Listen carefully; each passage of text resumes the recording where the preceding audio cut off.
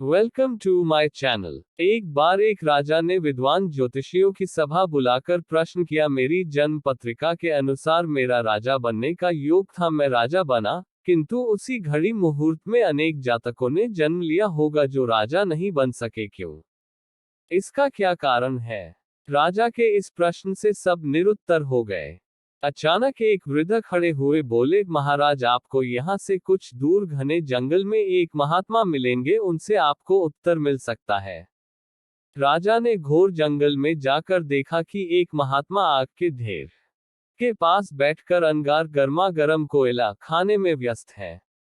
राजा ने महात्मा से जैसे ही प्रश्न पूछा, महात्मा ने क्रोधित होकर कहा, तेरे प्रश्न का उत्तर आगे पहाड़ियों के बीच एक और महात्मा है, वे दे सकते हैं। राजा की जिज्ञासा और बढ़ गई। पहाड़ी मार्ग पार कर बड़ी कठिनाइयों से राजा दूसरे महात्मा के पास पहुंचा।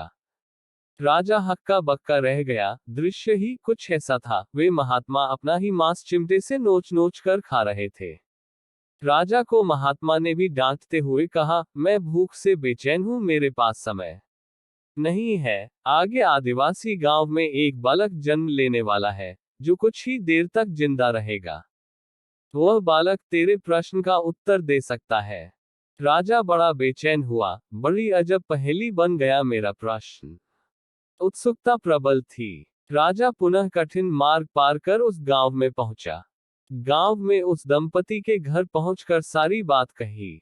जैसे ही बच्चा पैदा हुआ, दंपति ने नाल सहित बालक राजा के सम्मुख उपस्थित किया।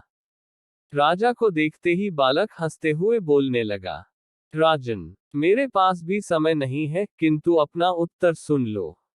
मैं और दोनों महात्मा 7 जन्म पहले चारों भाई राजकुमार थे। एक बार शिकार खेलते खेलते हम जंगल में 3 दिन तक भूखे प्यासे भटकते रहे। अचानक हम चारों भाइयों को आटे की एक पोटली मिली।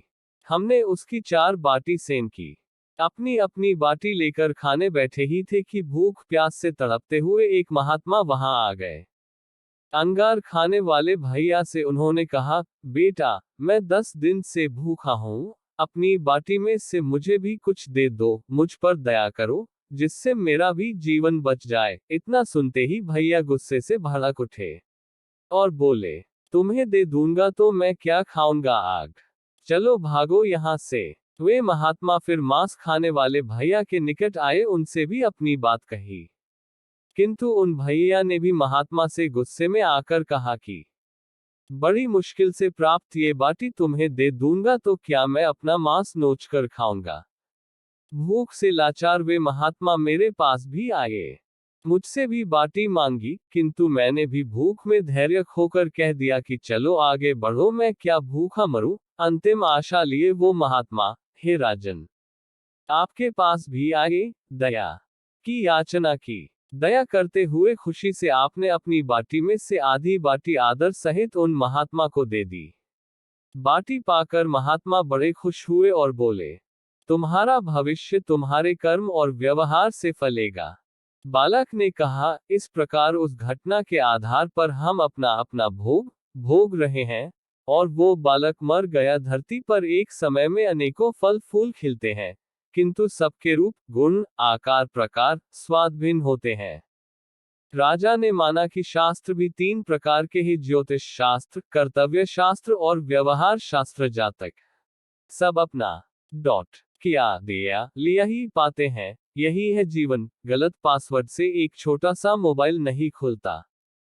तो सोचिए, गलत कर्मों से जन्नत के दरवाजे कैसे खुलेंगे। वीडियो अच्छी लगे तो चैनल को सब्सक्राइब करें, वीडियो को लाइक करें और शेयर करें। Thanks for watching.